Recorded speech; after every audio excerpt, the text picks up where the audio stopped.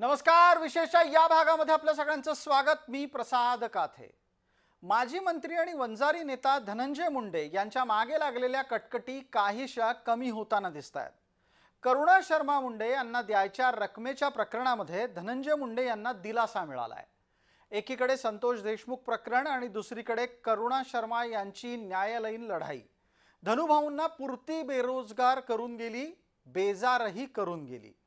राजकीय कारकीर्द धूसर झालेली असताना धनुभाऊंच्यासाठी आता आशेचा किरण शोधण्याची तीव्र इच्छा निर्माण झाली आहे, ती त्यांच्या समर्थकांमध्ये सुद्धा। धनुभाऊ सध्याच्या घडीला आपल्या राजकारणामध्ये सकारात्मक शोधतायत आणि राजकारणात कमबॅक करण्याच्यासाठीचा मार्ग सुद्धा। माजी मंत्री धनंजय मुंडे यांची पत्नी म्हणून दावा करणाऱ्या करुणा शर्मा यांना देखभाल खर्च देण्याचा सत्र न्यायालयाचा आदेश उच्च न्यायालयाने गुरुवारी स्थगित केला।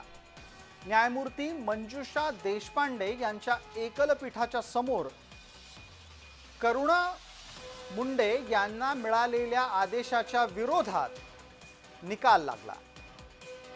धनंजय मुंडे यांच्या याचिकेवर सुनावणी झाली आणि त्यावेळेला न्यायमूर्ती मंजुषा देशपांडे यांनी सत्र न्यायालयाच्या आदेशाला स्थगिती दिली।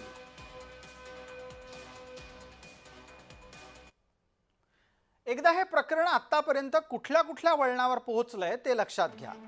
धनंजय मुंडे घरगुती हिंसाचाराच्या आरोपात दोषी आहेत असा निकाल एकदा कनिष्ठ न्यायालयाने दिला आहे। याच कनिष्ठ न्यायालयाने दरमहा 2 लाख रुपये करुणा शर्माला द्या असं सुद्धा आपल्या निकालात म्हटलंय। कनिष्ठ न्यायालयाचे आदेश सत्र न्यायालयाने कायम ठेवल्याने धनंजय मुंडेंच्या अडचणी वाढल्या होत्या। मात्र सत्र न्यायालयाच्या आदेशाला मुंडे यांनी उच्च न्यायालयात आव्हान दिलं आणि त्या आव्हानाला ग्राह्य मानत उच्च न्यायालयाने सत्र न्यायालयाच्या आदेशाला स्थगिती दिलेली आहे। एकूण देय रकमेपैकी 50% रक्कम न्यायालयात जमा करा असा आदेश उच्च न्यायालयाने धनंजय मुंडेंना दिला आहे।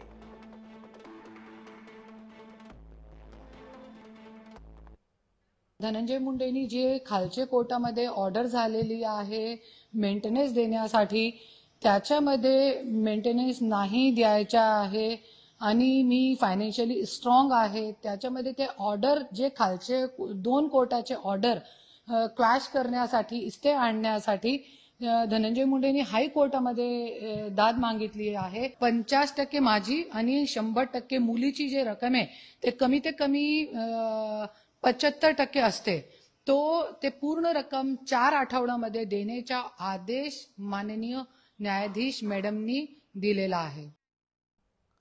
सध्याचा न्यायालयाचा दिलासा हा राजकीय दृष्ट्या सुद्धा धनंजय मुंडे यांना वापरायची इच्छा असू शकते, कारण त्यांना लवकरात लवकर राजकारणामध्ये आणि त्यात सुद्धा पदावर परत यायचं आहे।